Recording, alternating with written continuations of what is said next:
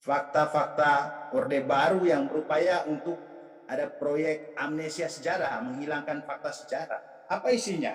Isinya saya belum menemukan teori hukum Pancasila yang benar-benar dapat diimplementasikan. Walaupun ya dalam regulasi tersebut Pancasila adalah sumber dari segala sumber hukum. Mari kita isi ruang-ruang yang dulu ini kan dulu tertutup nih ruang-ruang ini zaman Orde Baru. Nah ketika sekarang ruang-ruang demokrasi ini mulai terbuka dalam wujud partai politik, dalam wujud TV jalanan, dalam wujud kampus-kampus gitu kan, kita isi itu bagian dari.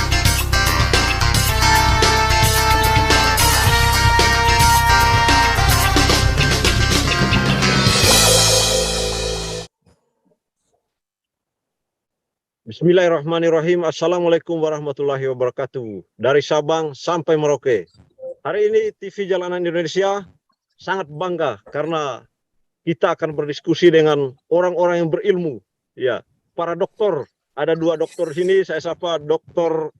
Abdul Khair, pakar hukum. Assalamualaikum, Dr. Waalaikumsalam warahmatullahi wabarakatuh. Yang kedua, Dr. Rudi Rohi dari pengamat politik Universitas Nusa Cendana Kupang. Selamat sore, Dokter. Selamat sore. Dan Salam yang kenal. Ya siap. Yang ketiga yang tidak kalah gantengnya yaitu Bung Yorit Poni, anak muda yang begitu bersemangat. Kelihatannya pakai baju merah. Selamat sore, Bung. Ya, kita sebentar lagi 1 Juni itu kita akan memasuki bulan atau tanggal lahirnya Pancasila. Itu dasar negara kita. Dasar negara Indonesia. Perjalanan panjang Pancasila ini sejak zaman Kerajaan Sriwijaya Majapahit dulu sampai sekarang NKRI, dia tetap menjadi dasar negara kita, menjadi pandangan hidup kita orang Indonesia. Ya, namun untuk melakukan refleksi terhadap ideologi Pancasila ini kita perlu diskusi-diskusi. Ya, yang pertama kita hanya meminta pandangan saja. Dari yang anak muda dulu, dari Bung Yorit Poni. Bung Yorit, bagaimana sebagai anak muda melihat Pancasila saat ini? Baik, terima kasih Bung Ari. Selamat sore Bung Ari. Selamat sore. Bapak Dr. Abdul Khair, Bapak Dr. Rohi, dan seluruh pemirsa di rumah. Senang sekali saya rasanya sore hari ini bisa berdampingan, berdiskusi dengan kedua dokter yang sangat luar biasa. Tentu akan banyak pemikiran dieksplor dari kedua narasumber kita ini. Pertama saya mengucapkan salam Pancasila untuk kita semua. Salam Pancasila. Lusa ini kita akan mengenang 77 tahun lalu para founding father kita, para tokoh kita dalam forum BPUPKI ya, yang bersidang sejak tanggal 29 Mei sampai tanggal 1 Juni 1945. Sidang BPUPK yang dipimpin oleh Dr. Rajiman Widyodiningrat yang dihadiri oleh kurang lebih 63 tokoh dari berbagai bangsa, suku, agama, dan dari berbagai wilayah yang ada di Indonesia, paling tidak berkumpul untuk menjawab pertanyaan apakah yang akan menjadi dasar negara manakala kelak Indonesia akan menjadi sebuah negara.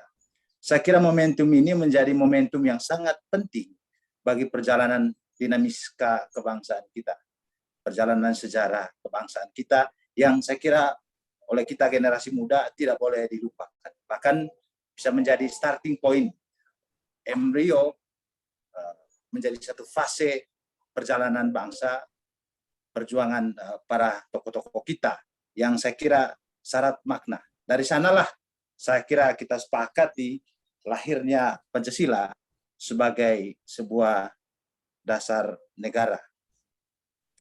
Pada kesempatan itu, saya kira dalam persidangan itu semua tokoh menyampaikan pandangannya masing-masing tentang Indonesia. dari berbagai perspektif ya kalau kita melihat atau flashback ke sejarah. Hingga pada tanggal 1 Juni, Presiden kita, Insinyur Soekarno, menyampaikan pidato ya tanpa teks kurang lebih 1 jam kalau kita lihat di berbagai 1 referensi Juni sejarah. 45 belum merdeka loh, Bung Yorit. Ya, siap. Ya, ini kan embrio Calon presiden. menuju ke sana. Siap. Oh, betul. Bung Karno ya sebagai forum salah satu delegasi di forum tersebut menyampaikan pandangannya ya, yang disebut Pancasila. Saya kira pada kesempatan itu ya, substansinya Bung Karno menawarkan yang pertama itu 5 gagasan yang menjadi syarat-syarat dasar negara itu. Gagasan itu yang pertama dia sebut sebagai kebangsaan Indonesia. Kemudian yang kedua internasionalisme atau pri-kemanusiaan. Yang ketiga mufakat atau demokrasi. Yang keempat kesejahteraan sosial. Dan yang kelima menurut Bung Karno adalah ketuhanan yang Maha Esa. Lalu dalam perjalanan pidato itu Bung Karno juga menyampaikan kepada forum, kalau tuan-tuan yang mulia tidak suka dengan angka 5, tidak menyepakati Pancasila, saya peras lagi menjadi 3. Atau yang beliau sebut istilahnya sebagai Ekasila. Apa itu Ekasila? Ekasila itu adalah sosio-nasionalisme. Ya, sebagai peleburan dari pemikiran kebangsaan Indonesia dan internasionalisme atau pri-kemanusiaan. Yang kedua dia tawarkan konsep sosio-demokrasi sebagai peleburan dari mufakat atau demokrasi dengan kesejahteraan sosial. Dan yang ketiga konsep ketuhanan yang Maha Esa. Kemudian juga di momentum itu juga beliau menyampaikan, kalau tidak sepakat lagi dengan angka 3, Trisila tadi, saya peras lagi menjadi 1, yaitu gotong royong. Jadi gagasan gotong royong merupakan peleburan berbagai pemikiran yang disampaikan oleh Bung Kalau Karno. hanya Saya kira ini dipilih menjadi saja, maka gotong royong itu ya. gotong royong. Ya mungkin Saya kira Bung ini Yorit menjadi bisa dipersingkatkan apakah konsep-konsep itu dari para founding father yang sudah dijelaskan tadi coba dibandingkan dengan kondisi saat ini. ya. Saya kira akan mengarah ke sana sehingga kita bisa berbicara soal kokoh atau tidaknya Pancasila hari ini. Karena diskursusnya mulai dari sana. Setelah itu di ujung sidang, pimpinan sidang waktu itu Dr. Rajitman Wijayaningrat itu menanyakan kepada forum tentang perumusan poin-poin itu. Dan pidato Pancasila Bung Karno pada saat itu diterima secara aklamasi. Lalu pada kesempatan episode selanjutnya dibentuklah, saya kira saya bicara singkat forum-forum lain, tim 8, lalu kemudian Bung Karno juga membentuk tim 9 yang saya kira kita bisa melihat secara jernih bahwa polarisasi atau diskursus Pancasila itu sudah sejak saat itu ada aliran ya, ada aliran yang menginginkan bangsa ini berdiri atas semangat agama. Ada juga satu aliran yang menginginkan bangsa ini berdiri atas aliran kebangsaan. Maka pada saat itu ada 2 aliran besar, aliran kebangsaan dan aliran Islam. Itu menjadi pokok ya. Yang kemudian pada tanggal 17 Agustus, saya kira kita jangan 18 Agustus sebelum disepakatinya Undang-Undang Dasar 1945, nanti oleh senior-senior saya akan lebih banyak dibicarakan, tokoh-tokoh founding father dari Indonesia Timur yang dipimpin oleh Dr. Maramis menghadap Dr. Andus Muhammad Hatta waktu itu, Muhammad Hatta, untuk menyampaikan keberatan terhadap poin pemikiran Piagam Jakarta yang di belakangnya ada tambah 7 kata. Karena menurut beliau kalau semangat kemerdekaan Indonesia berlandaskan pada semangat itu, maka banyak orang yang tidak mau bergabung dengan perahu di sana ada kebangsaan tertulis yang namanya syariat Indonesia. Islam ya di Ya, situ. ya, siap, sepakat ya. Oke. Ya, ada 7 kewajiban. Dan saya kira konsekuensi dari Piagam Jakarta yang menjadi mukadimah Undang-Undang Dasar 1945 itu lahirlah Undang-Undang Dasar Negara Indonesia pasal 6 kalau saya tidak salah ya. syarat menjadi presiden itu harus orang Muslim. Nah, atas kesepakatan dorongan itulah maka undang-undang itu dihilangkan. Ya. Saya kira ini menjadi spirit, menjadi ajaran penting bagi bangsa, seluruh bangsa Indonesia. Bung Yuri Bahwa pada melihat saat itu, Pancasila saat ini masih Ya. kokoh, begitu ya? ya, saya akan mengarah ke sana. Ini momentum 18 Agustus itu menjadi momentum yang perlu kita kilas balik, di mana pada saat itu tokoh-tokoh bangsa, tokoh besar bangsa hadir berkumpul mengesampingkan pemikiran ego-ego sektoral mereka demi kebersamaan, demi satu misi besar dalam payung Indonesia yang sehingga hingga hari ini. Saya kira beberapa catatan sejarah itu yang sehingga kalau kita lihat diskursusnya yang berkembang hingga hari ini, pertanyaan kokoh atau tidak kokoh, saya kira akarnya berangkat dari sana. Kemudian hingga saat ini pengaruh ideologi-ideologi luar yang sangat kencang, yang misalnya ideologi neoliberalisme yang dalam prakteknya banyak undang-undang misalnya yang lahir untuk melindungi kepentingan kelompok tertentu, dan pada saat yang sama juga ideologi transnasionalisme atau fundamentalisme agama masuk begitu kencangnya mempengaruhi ketahanan bangsa Indonesia akan ideologi. Karena ideologi itu, Pancasila itu sejatinya bagi bangsa Indonesia merupakan bintang penuntun, merupakan pandangan hidup. Kalau dalam semangat keagamaan, konteks kesemangatan menjadi iman politik dalam konteks pernegaranya, keyakinan untuk bagaimana menjalankan tindakan kebangsaan dalam kehidupan sehari-hari. Saya kira ketika kita bicara kokoh dan tidaknya Pancasila hari ini, tidak terlepas juga dari proyek desoekarnisasi, ya. Fakta-fakta Orde Baru yang berupaya untuk ada proyek amnesia sejarah, menghilangkan fakta sejarah. Apa isinya? Isinya pertama mencoba untuk mereduksi nilai-nilai dasar atau filsafat dasar dalam Pancasila itu sendiri. Itu merupakan proyek desoekarnisasi yang dibangun sangat masif pada saatnya. Kemudian menghilangkan nilai-nilai Pancasila itu, kemudian melupakan Pancasila itu, dan proyek itu sangat mahadahsyat berhasilnya yang dirasakan pada saat ini. Pada tahun 2013 misalnya, ada penelitian yang dilakukan oleh Kompas yang bekerjasama dengan MPR RI, memperlihatkan kita lokus penelitian waktu itu pada siswi di Jakarta. Sangat mencengangkan memang hasil yang kita dapatkan dari situ. Ada 60% pelajar kita tidak menghafal sila-sila Pancasila. Nah, kalau sampai tidak menghafal, bagaimana kemudian kita punya optimisme bahwa bangsa Indonesia hari ini sudah matang dengan ideologi, sudah memahami ideologi Pancasila. Apalagi bicara tentang bagaimana membumikan nilai-nilai Pancasila dalam kehidupan berbangsa dan negara. Saya kira poin-poin pemikiran saya awal seperti itu, nanti akan lebih banyak kita dengarkan sendiri. Bung Yorit. Terima kasih. Siap. Selanjutnya saya ke Bapak Dr. Abdul Khair Ramadan. Ya, beliau ini pakar hukum sehingga saya mungkin lebih bertanya dari sisi hukumnya. Ya, Pancasila itu juga sebagai dasar dari segala sumber hukum di negara ini. Bagaimana Bapak Abdul Khair melihat ini? Apakah hukum-hukum kita masih berlandaskan Pancasila? Silakan, Dokter.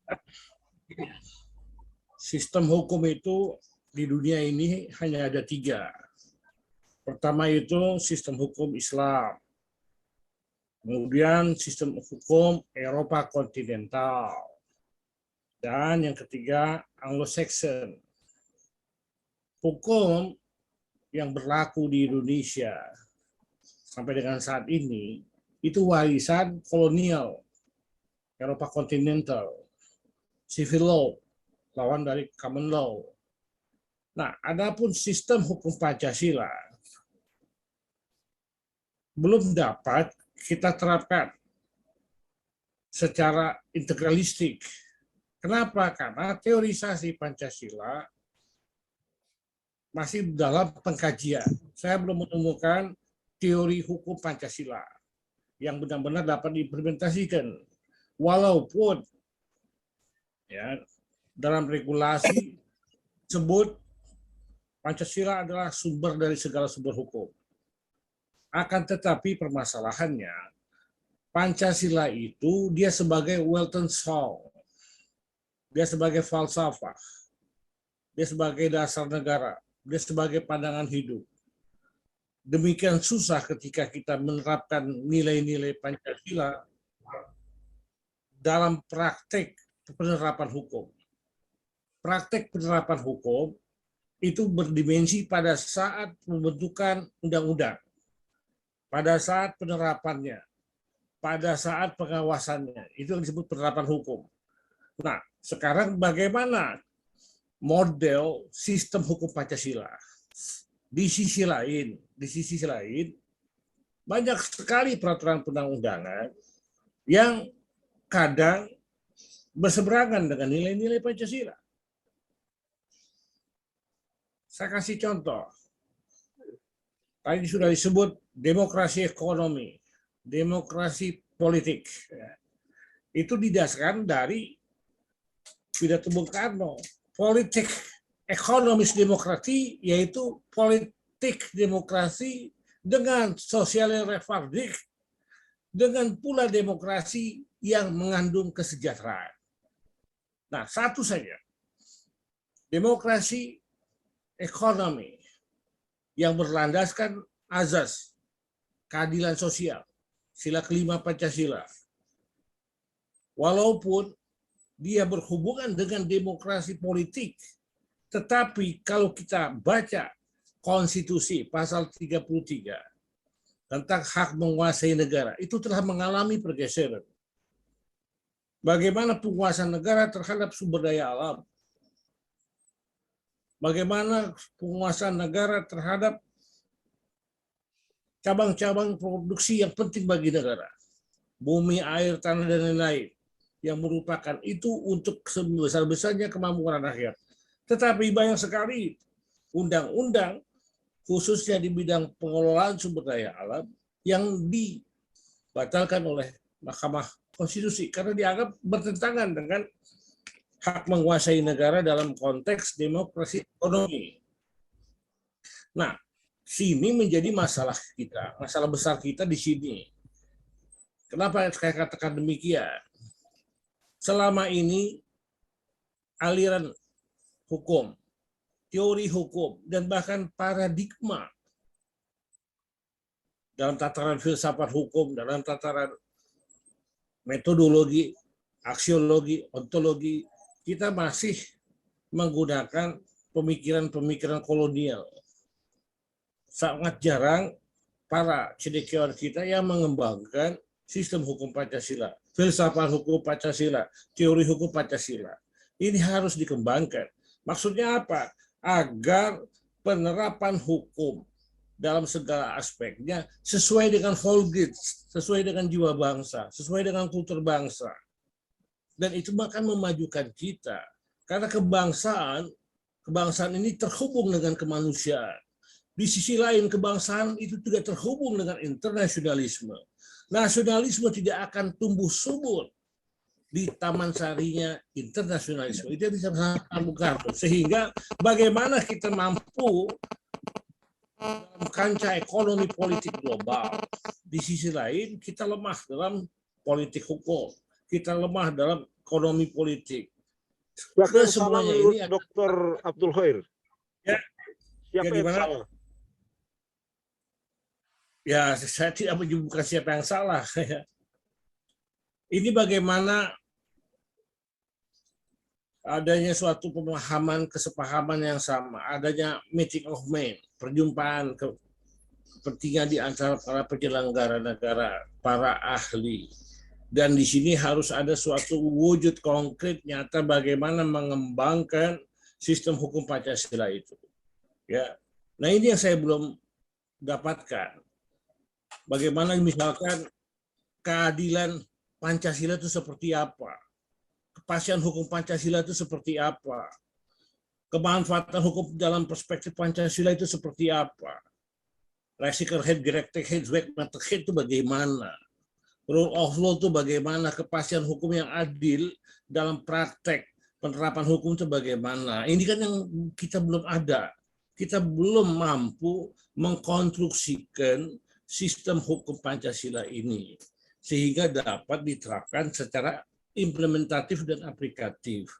Karena dalam praktek banyak sekali penyimpangan-penyimpangan.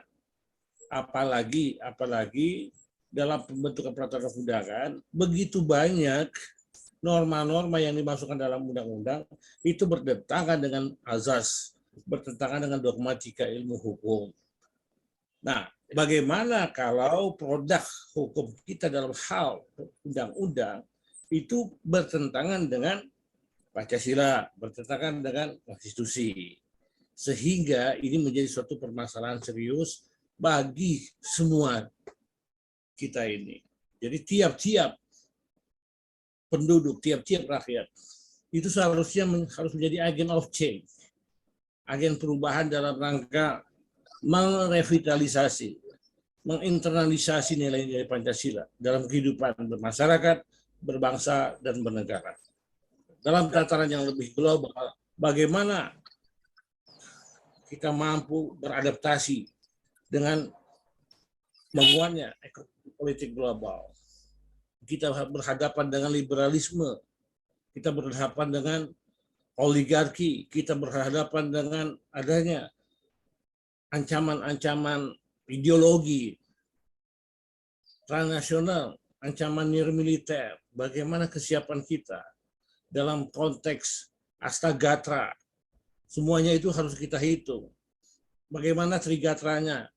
Demografi, geografi, sumber kekayaan alam, bagaimana aspek pancagatranya, ideologi, politik, ekonomi, sosial, budaya, pertahanan, dan keamanan. Dalam perspektif hukum Pancasila itu bagaimana? Dalam perspektif politik hukum Pancasila itu bagaimana? Nah, ini yang kita belum dapatkan suatu gambaran konkret, sistemik, holistik, dan integratif. Itu belum ada. Ya. Ya, terima kasih. Oke, sekarang kita ke Pak Dr. Rudi, pengamat politik dari Universitas Nusa Cendana. Pak Dokter, bagaimana melihat Pancasila saat ini nih? Pancasila sekarang, apakah masih kokoh? Itu pertanyaan pentingnya tadi. Ya, baik, terima kasih. Pertama gini, kita mau meletakkan diskusi ini dalam melihat Pancasila masih kokoh dan tidak itu pada posisinya sebagai apa, gitu loh. Kalau dalam posisinya sebagai norma yang kemudian mendasari bangsa ini berdiri dan bertahan sampai hari ini, saya kira Pancasila bukan saja masih kokoh, tapi sangat kokoh. Dengan apa yang kita lalui, kita lewati dalam sejarah sampai hari ini, saya kira itu dari aspek ini saya kira itu menjelaskan betapa Pancasila sangat kokoh, gitu loh. Akan tetapi kalau kita meletakkan Pancasila pada titik yang lain, bahwa ada tujuan besar lain, misalnya mengisi kemerdekaan itu seperti yang dibilang Bung Karno, ya, mengisi kemerdekaan atau jembatan emas itu dengan kita bersama menuju kesejahteraan bersama, saya kira itu adalah proses. Dan di proses itu kita tidak bisa mengatakan Pancasila atau kokoh atau tidak, gitu loh. Yang saya katakan Pancasila tetap menjadi dasar kita dan kita berproses menuju ke sana hari ini. Dan kokoh dan tidaknya sekali lagi saya kira jawabannya kepada poin yang pertama tadi, kita masih kokoh, gitu, sangat kokoh bahkan. Nah, itu yang berikut saya mau bilang begini. Di level norma, di level Pancasila sebagai dasar negara yang membentuk dan membuat negara ini berdiri dan bertahan sampai hari ini, Pancasila masih sangat kokoh. Tapi di level implementasi, saya kira ada banyak faktor yang tidak bisa kemudian serta-merta kita letakkan itu sebagai persoalan Pancasila sebagai norma, sebagai dasar negara. Tidak bisa. Di level implementasi itu adalah bagaimana kemudian putra-putri bangsa ini kan merealisasikan norma-norma nilai-nilai Pancasila itu dalam kehidupan bersama. Sebagaimana cita-cita kita bersama. Nah, bahwa dalam prosesnya itu, kalau misalnya seperti yang disampaikan Pak Pak Abdul Qoir tadi bahwa masih jauh dari sini, masih ada masalah. Saya kira itu bagian dari proses, jadi bukan bagian dari Pancasila di aspek norma sebagai dasar negara kita gitu. Dan ini masalah yang sama yang dihadapi semua bangsa di semua negara di dunia ya, ketika bicara tentang bagaimana merealisasikan, mewujudkan nilai-nilai dasar negara mereka dalam kehidupan berbangsa dan bernegara. Bahwa kemudian misalnya ada sejumlah aspek, misalnya dalam hukum dan perundang-undangan yang belum sepenuhnya menyerap Pancasila, saya kira juga ini tidak sepenuhnya bisa kita amini ya. Jadi sekali lagi saya katakan bahwa ada proses yang kita lalui terus menuju ke sana. Tetapi dalam proses itu, dalam praktek itu, implementasi itu, ada persoalan-persoalan lain yang kita hadapi. Misalnya karena orang politik, saya ngomong politik nih. Struktur kekuasaan politik itu kan kita mengalami perubahan selama beberapa periode nih, selama beberapa periode politik ya. Jadi misalnya periode politik pertama ada konfigurasi kekuasaan di masa Bung Karno misalnya, sebelum dia turun dan digantikan oleh Pak Harto misalnya. Itu kan ada konfigurasi kekuasaan yang membentuk struktur kekuasaan yang kemudian berbeda dengan yang kemudian di zaman Pak Harto dan hari ini gitu. Nah, struktur kekuasaan ini juga menjadi tantangan tersendiri bagi implementasi nilai-nilai Pancasila, saya kira. Nilai-nilai kepancasilaan ya, nilai Pancasila. Nah, oleh karena itu, kalau saya ketika mendiskusikan untuk menjawab atau mendiskusikan pertanyaan Pancasila masih kokoh atau tidak, saya kira kita harus secara jernih membedakan. Sebagai dasar negara, sebagai ideologi, sebagai norma gitu kan, dia sudah sangat kokoh, sangat dan sudah final gitu kan. Bahkan dia sebagai dasar negara dan sebagai basis kesepakatan yang melahir bangsa dan negara ini, Pancasila sangat-sangat kokoh. Itu terbukti kita masih NKRI sampai hari ini. Tetapi di level yang lain bahwa Pancasila itu kemudian menjadi cara pikir kita untuk mengisi jembatan emas yang sudah berhasil kita bangun, itu adalah proses yang kemudian tidak bisa kemudian kita mengukurnya dengan mengatakan Pancasila kokoh atau tidak gitu. Hari ini kalau misalnya sesuatu yang levelnya sangat normatif gitu, sangat ideologis gitu, kita tarik ke level yang sangat pragmatis, apakah kemudian itu kita mengkomparasikan sesuatu yang apple to apple? Saya kira tidak gitu. Kita harus mengkomparasi, membandingkan sesuatu itu yang kemudian setara gitu.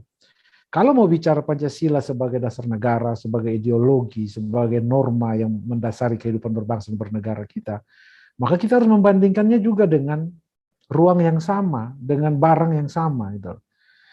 Nah, hari ini realisasinya itu, pengejawantahannya itu kan bukan bergantung pada nilainya itu baik atau kokoh atau tidak kan, tapi pada putra-putri bangsa ini yang kemudian merealisasikan nilai-nilai kepancasilaan itu. Nah, sekarang dalam merealisasikan nilai-nilai kepancasilaan itu kan kita punya instrumen ya. Kita punya tools, kita punya sistem misalnya. Taruhlah misalnya yang paling sederhana karena saya politik. Sirkulasi kekuasaan. Sirkulasi kekuasaan gitu kan. Kita kan misalnya menganut demokrasi proseduralistik yang pemilu menjadi sangat penting, lalu kemudian ada partai politik dengan sejumlah ideologi yang bervariasi, kita tidak membatasi jumlah partai politik, lalu kemudian ada partai yang sangat liberal, ada partai yang sangat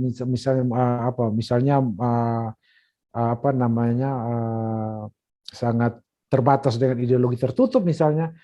Nah, lalu kemudian kita tarik bahwa seolah-olah Pancasila menjadi tidak kokoh dari aspek nilai dan ideologi. Saya kira tidak begitu. Justru pengejawantahan hari ini di level implementasi kita sangat terbuka, kita sangat toleran, bahkan toleransi itu disalahmanfaatkan oleh sejumlah kekuatan yang berbasis ideologi yang tertutup misalnya. Itu sebenarnya bentuk dari kekuatan Pancasila gitu loh.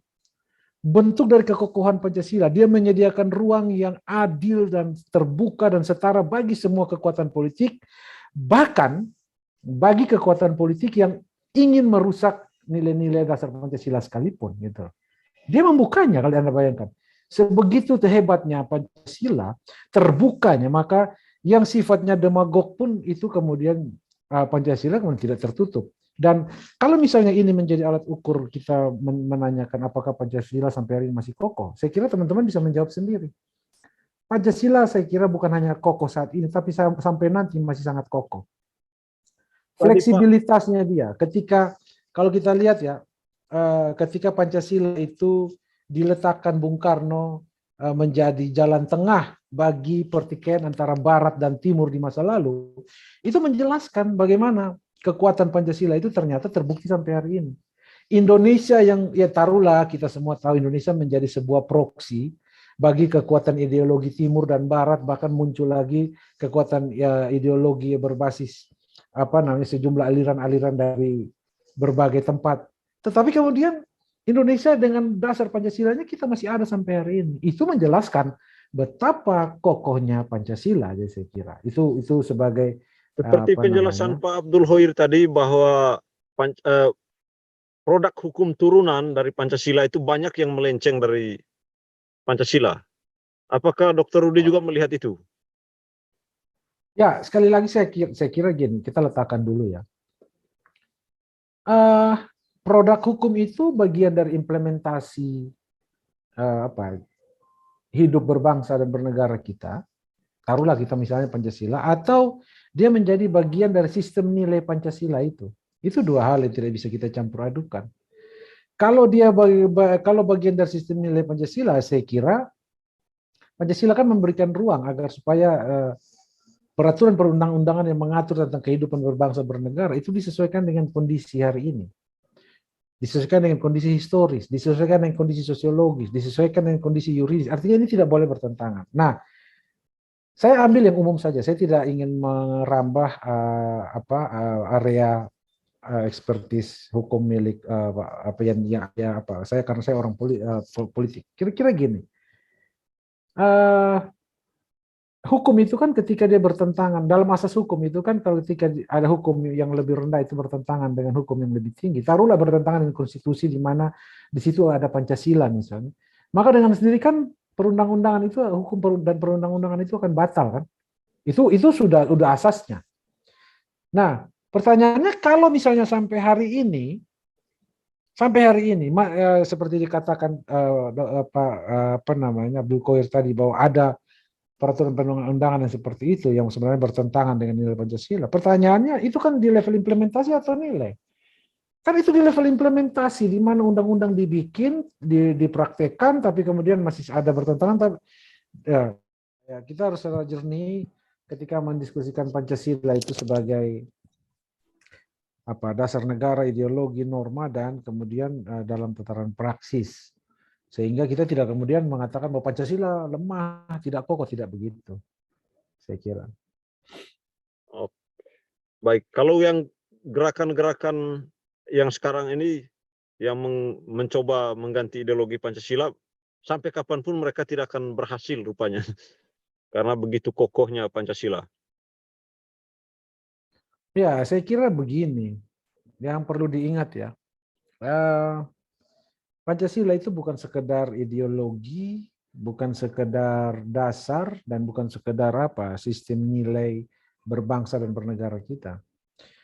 Tapi Pancasila itu embedded atau melekat erat dengan apa yang disebut NKRI. Begitu Pancasila itu diganti, NKRI ini bubar, dan saya kira kesepakatan yang dulu itu kan batal dengan sendirinya. Ini jadi ada titik itu yang perlu kita hati-hati ya, kita harus hati-hati. Jadi sebenarnya bagi saya siapapun yang ingin mengganti Pancasila sebagai dasar negara, sebagai ideologi itu, ataupun sebagai dasar bagi sistem nilai kita, itu sama dengan hendak menggantikan atau membubarkan atau mereformulasi ulang negara yang namanya NKRI. Gitu. Dan ketika itu dilakukan reformulasi, saya kira konfigurasi daerah-daerah maupun konfigurasi nusa dan bangsa yang selama ini kita sebut NKRI itu juga akan berubah. Gitu. Jadi intinya itu. Gitu. Jadi ini kan kalau saya ilustrasikan, ya mungkin terlalu sederhana kalau saya ilustrasikan atau saya metaforakan ke hal yang sederhana. Misalnya ini gini loh. Ini kan ibarat misalnya pernikahan kan. Pernikahan itu kan ada kesepakatan kita sama-sama menikah tinggal di rumah ini. Tapi begitu pernikahan itu bubar kan tidak mungkin kita tinggal lagi di rumah yang sama. Ya kan? Pasti kita akan tinggal di rumah yang berbeda ketika terjadi perceraian. Ketika kesepakatan itu dihancurkan. Nah, produk dari kesepakatan founding fathers kita untuk membuat namanya bangsa ini bukan hanya NKRI, tapi Pancasila. Gitu loh. Pancasila, lalu kemudian bentuknya dari negara ini, yang misalnya NKRI. Gitu. Jadi tanpa Pancasila tidak ada NKRI. Gitu. Karena itu ketika Pancasila misalnya ingin diganti, saya kira ini sama dengan kemudian kita akan mereformulasi NKRI. Terima kasih, Dokter. Bung Yorit ingin berkomentar? Ya, saya kira saya sepakat dengan apa yang disampaikan oleh Pak Dr. Rudi tadi, bahwa Pancasila itu sebuah konsensus. Ya, konsensus meskipun pada tataran ideologi, Pancasila merupakan ideologi yang terbuka. Jadi, ketika konsensus dasar sebagai sebuah kesepakatan bangsa itu diganggu, itu artinya kita sedang mengganggu eksistensi NKRI seperti yang disampaikan oleh Pak Dokter. Memang kalau kita merujuk pada sejarah seperti apa yang sudah secara gamblang tadi saya jelaskan, bahwa tantangan Pancasila itu memang tidak kecil. Terutama misalnya pada masa Orde Baru, sebuah proyek politik desoekarnoisasi yang saya kira imbasnya masih sangat dahsyat sampai hari ini. Tadi saya sudah memaparkan hasil penelitian Kompas pada tahun 2013 misalnya. Begitu banyak anak bangsa kita hari ini yang sudah tidak bahkan pada tataran menghafal nilai-nilai Pancasila itu sudah tidak bisa menghafal, apalagi penghayatannya. Itu tentu merupakan gangguan terhadap eksistensi, kekuatan mental, ideologi anak bangsa. Apalagi kalau itu anak SMA tadi, merupakan generasi bangsa yang ke depan. Pengaburan sejarah Bung Karno yang dilakukan pada Soekarno, desoekarnoisasi yang dilakukan pada zaman Orde Baru itu tentu mengaburkan fakta sejarah tentang ajaran lahirnya dan sejarah lahirnya Pancasila. Diskursus tentang ini bahkan masih kita sangat rasakan hari ini. Kalau kita ke sekolah-sekolah tanya anak-anak, masih banyak anak-anak kita yang hari ini susah sekali menghafal nilai Pancasila.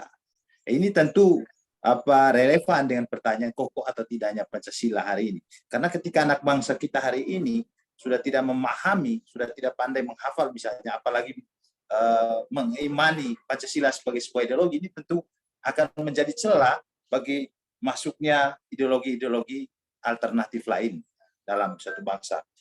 Proyek desoekarnoisasi yang saya sebutkan tadi sebagai proyek politik pada saat itu, ya ternyata masuk hingga hal-hal yang sangat fundamental, yaitu dengan mendistorsi sejarah bangsa, nilai-nilai Pancasila dan lahirnya Pancasila sebagai dasar dan ideologi negara.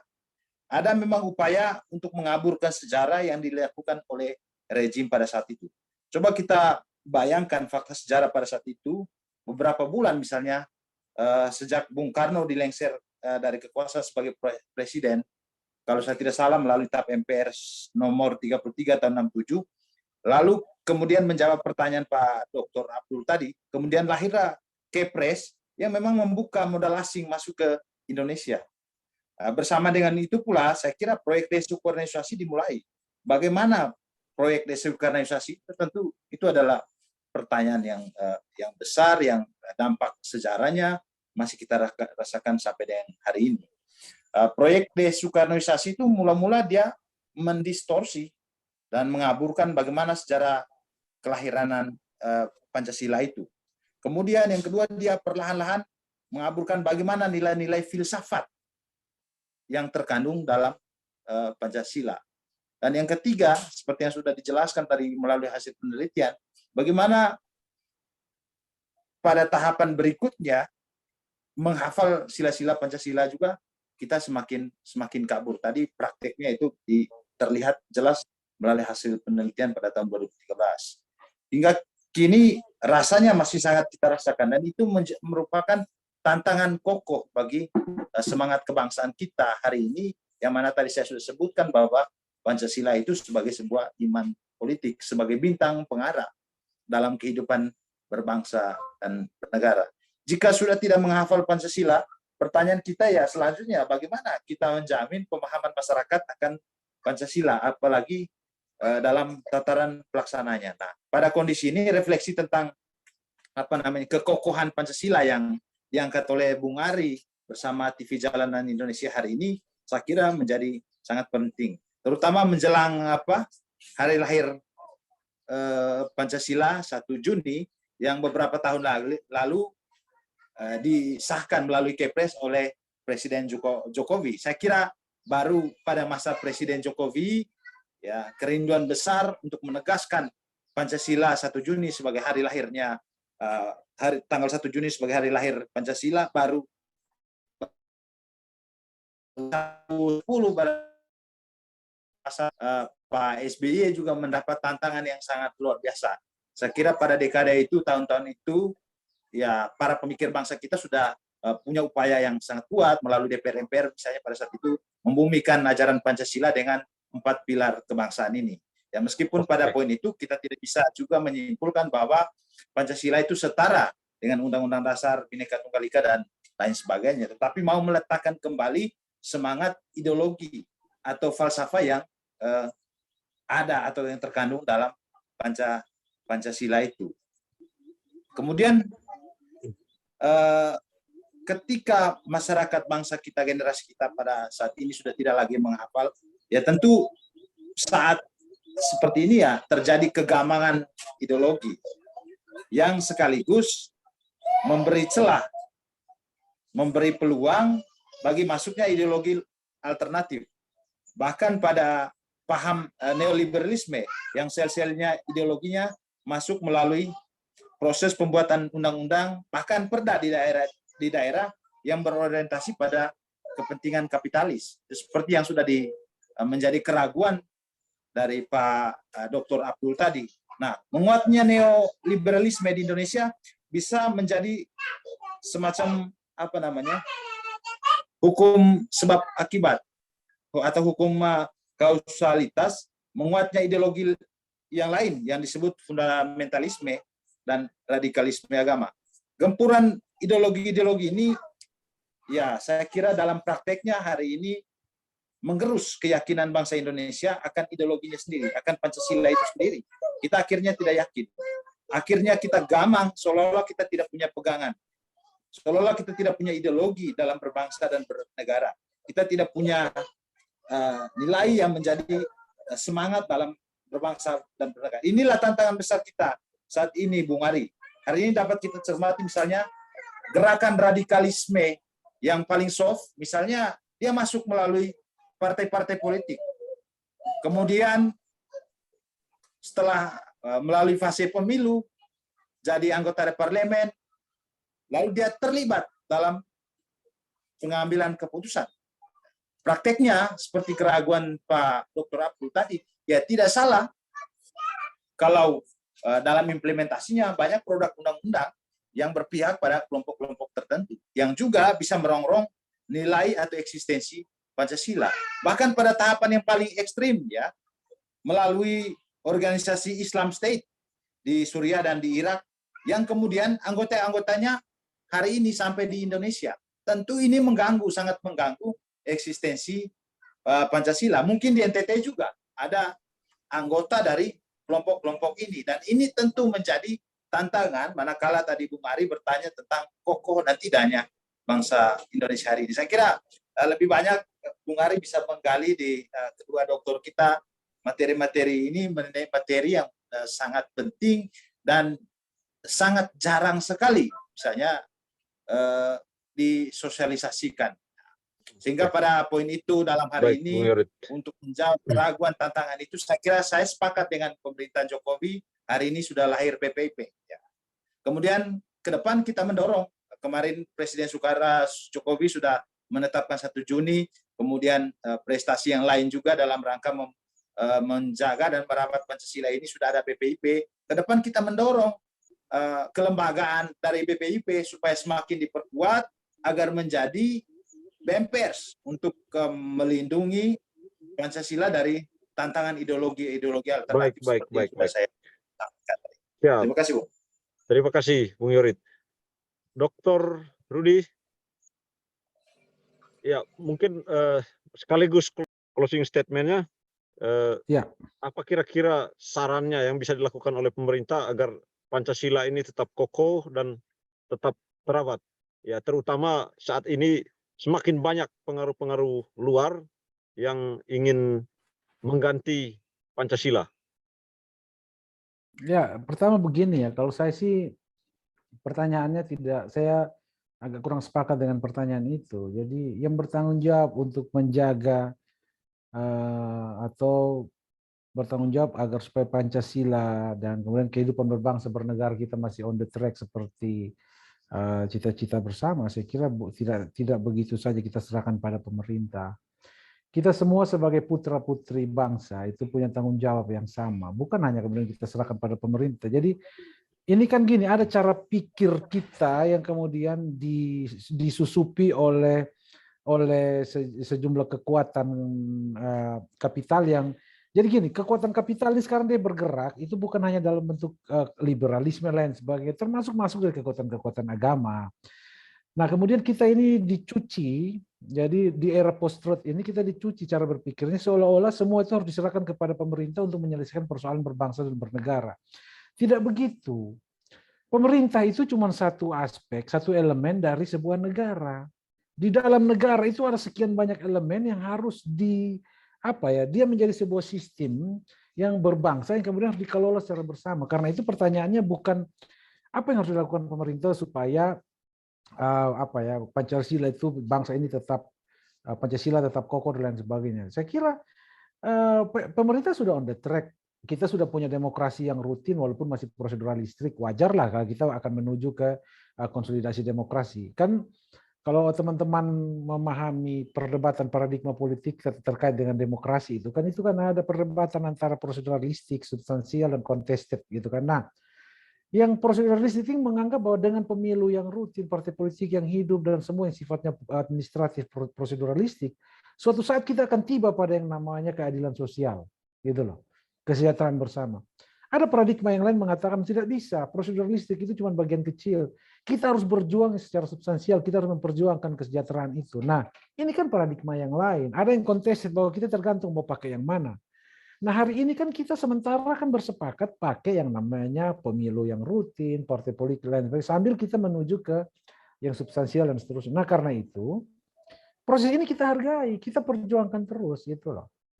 Supaya cita-cita kesejahteraan bersama itu kita bisa capai. Nah, di titik itu saya kira ini tanggung jawab kita semua, bukan hanya kemudian pemerintah. Jadi jangan terjebak dalam cara pikir yang diarahkan oleh kekuatan kapital yang bersembunyi di balik banyak wajah itu untuk membuat cara berbangsa dan bernegara kita itu menjadi semacam formalisme itu loh. Jadi kita semacam formalisme demokrasi, formalisme bernegara dan berbangsa, formalisme kehidupan bersama itu berbahaya saya kira. Karena tanpa rakyat pemerintah itu tidak bisa bikin. Jadi gini, pasangannya itu gini, negara itu kan elemen dasarnya kan ini saya kembali ke teori dasar. Negara itu kan elemen dasarnya 4 kan, ada rakyat, ada pemerintah, ada teritori, lalu ada pengakuan toh. Nah, kenapa dari 4 ini kita cuma kemudian hanya bicara pemerintah? Berbangsa dan bernegara kita hanya bicara pemerintah. Lalu ketika ada salah satu warga negara Karena yang kita punya masalah di punya luar sana, kekuatan, punya kewenangan besar, punya fasilitas segala macam adalah pemerintah. Rakyat ini ya dia mau misalnya ketika ada hal-hal yang dia tidak yang mempengaruhi Pancasila ini dan rakyat bertindak sendiri, itu dianggap main hakim sendiri. sehingga kita berharapnya ke negara, Dokter, atau bagaimana? Tidak begitu. Jadi gini, otoritas untuk menyelenggarakan kehidupan publik, menyelenggarakan pemerintah bagi alokasi dan distribusi kesejahteraan itu diserahkan kepada pejabat-pejabat publik yang kita pilih maupun yang ditunjuk oleh orang-orang yang kita pilih. Betul. Tetapi kekuasaan terbesar yang mengarahkan supaya otoritas itu bekerja on the track itu adalah rakyat. Nah, karena itu saya kira tugas kita bersama itu adalah ruang-ruang demokrasi yang sudah terbuka itu diisi oleh apa? Oleh kekuatan masyarakat sipil, oleh kekuatan masyarakat apa yang pendidikan politiknya kita bangun terus. Sementara ruang-ruang yang makin tertutup, kita berusaha untuk meminta pemerintah bagaimana membukanya. Jadi kalau pertanyaannya misalnya oke lah kita minta pemerintah, oke, pemerintah jaga supaya ruang demokrasi yang hari ini sudah terbuka begitu baik itu tetap terbuka. Jangan ditutup lagi atau jangan biarkan dia mengecil oleh segelintir orang. Jadi kan gini, ada kekuatan yang mencoba menstimulasi supaya pemerintah itu kan mengecilkan ruang-ruang demokrasi. Misalnya ada kekuatan-kekuatan yang memanfaatkan kesempatan ruang yang terbuka itu dengan mencoba menghancurkan ruang demokrasi itu sendiri. Nah, daripada ruang demokrasi ini hancur, pemerintah misalnya mulai membatasi ruang gerak sejumlah orang. Misalnya kita kita media sosial dibatasi, lain sebagainya. Tujuannya kan pemerintah itu bukan untuk mengecilkan ruang demokrasi, tapi untuk mencegah supaya ruang demokrasi itu jangan sampai salah dimanfaatkan, lalu dia tertutup, kan gitu. Ini kan cara pandang yang kita harus hati-hati gitu. Nah, oleh karena itu sekali lagi kita mungkin pertanyaannya bukan apa yang harus dilakukan pemerintah, apa yang harus kita lakukan bersama dengan pemerintah. Pertanyaannya kira-kira gitu. Apa yang harus kita lakukan atau apa yang harus pemerintah lakukan bersama dengan rakyat, dengan warga negara supaya Pancasila itu bisa semakin terejawantahkan ke dalam cita-cita keadilan sosial. Saya tanya sekarang, Pancasila yang tadi disebut Bung Yopi ada 5 sila itu kan diterjemahkan oleh sekelompok orang bahwa seolah-olah sila pertama paling tinggi. Kan tidak begitu pemikiran. Ini sila 5 sila ini semua sama rata, setara. Dan dia tidak bisa bekerja sendiri-sendiri. Sila pertama, kedua, ketiga, keempat, kelima itu bekerja bersamaan. Nah, cuman ada sekelompok orang misalnya mengatakan sila pertama lebih tinggi. Yang lain lebih rendah. Nah, tugas kita adalah bagaimana supaya ini diwujudkan. Sekarang mau saya tanya. Kalau kita minta pemerintah untuk wujudkan keadilan sosial, permusyawaratan itu siapa yang paling berperan? Gitu loh. Permusyawaratan ini kan sekali lagi rakyat. Ya kan? Persatuan ini oke lah kita taruh pemerintah, tapi dengan cara paksa. Ngapain kita ada dalam sebuah ruang yang sama, tapi hati kita tidak sejalan? Itu cara pikir formalisme gitu saya kira. Nah karena itu, saya kira mari kita bersama ya, tidak hanya biarkan pemerintah berjalan sendiri. Kita berbeda ketika berada di proses demokrasi proseduralistik, iya. Tetapi ketika kita sudah berbeda untuk haluan menuju pengejawantahan dari Pancasila, saya kira itu tidak bisa kita tolerir ya. Saya kira perlu untuk di kita sama-sama bertanggung jawab untuk bagaimana bersama-sama dengan pemerintah. Nah, misalnya tugas saya nih, tugas Bung Ari, tugas Bung Yopi. Bung Ari ada di media, saya ada di kampus, Bung Yopi ada di partai politik atau di mana misalnya gitu. Mari kita isi ruang-ruang yang dulu ini kan dulu tertutup nih ruang-ruang ini zaman Orde Baru. Nah, ketika sekarang ruang-ruang demokrasi ini mulai terbuka dalam wujud partai politik, dalam wujud TV jalanan, dalam wujud kampus-kampus gitu kan, kita isi itu bagian dari apa? Membuat ruang-ruang itu terisi sehingga kalau misalnya pemerintah dan atau ada kekuatan politik yang ingin memperkecil atau menutup ruang-ruang demokrasi itu, kitalah pilar-pilarnya gitu loh. Kitalah kekuatan utama dari berbangsa dan bernegara itu gitu loh. Pemerintah itu apa? Pemerintah itu jadi gini, pemerintah itu fungsinya untuk apa? Dia kemudian memastikan bahwa ada payung, ada regulasi untuk kehidupan berbangsa dan bernegara. Regulasi itu kita bersama-sama perjuangkan supaya regulasi itu punya karakter yang memang sejalan dengan kesepakatan kita ketika mendirikan bangsa ini. Jadi kita tidak bisa menyerahkan pada pemerintah, menyalahkan. Nanti kalau cara pikirnya formalisme kayak gitu, ujung-ujungnya apapun yang dilakukan, apa yang terjadi, pemerintah selalu salah. Gitu loh. Ketika kita kecewa, aduh kepentinganku tidak tercapai, pemerintah salah. Kan begitu. Tapi coba mari kita letakkan bahwa apapun yang berhubungan dengan kehidupan berbangsa dan bernegara kita, itu adalah tanggung jawab dan hak kita bersama. Jadi kalau saya kepentingan saya belum terrealisasi, tapi ada kepentingan orang lain terrealisasi, itu kan kepentingan bersama. Yang namanya bersama itu ketika kita sama-sama kepentingan itu bertemu dalam satu ruang yang namanya ruang kebijakan misalnya, lalu kemudian terjadi kesepakatan bahwa, oh idenya si A yang lebih masuk di akal, ide si B ini mungkin kita bisa tunda dulu. Bukan berarti saya sebagai si B lalu menyalahkan, wah pemerintah keliru ini. Tidak begitu kan. Apapun yang sudah terjadi diputuskan bersama, kita kawal bersama. Bahwa masih ada yang kurang, kita harus sadari, kita tidak bisa sangkal, tetapi itu kan kita perbaiki dalam proses-proses ke depan. Jadi ada banyak mekanisme kehidupan berbangsa bernegara yang tidak bisa kita sederhanakan, kita simplifikasikan, lalu kemudian kita menyalahkan pemerintah dengan gampangnya. Apalagi sampai menyalahkan Pancasila yang seolah-olah kita dengan ketidaktahuan kita, tapi kemudian menyalahkan Pancasila, saya kira tidak begitu. Oke, baik, terima kasih dokter. Pancasila sudah sangat kokoh dan mari kita kawal bersama-sama dengan semua elemen-elemen bangsa dan negara. Bukan hanya pemerintah, semua ya. Kita semua.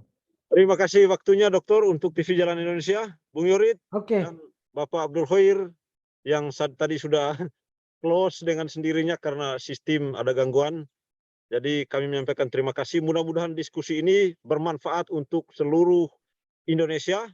Ya, mari kita rawat Pancasila ini sebagai dasar dari negara kita. Karena negara kita ini banyak perbedaan di dalamnya. Yang menyatukan kita itu Pancasila. Ya, terima kasih. Salam Pancasila.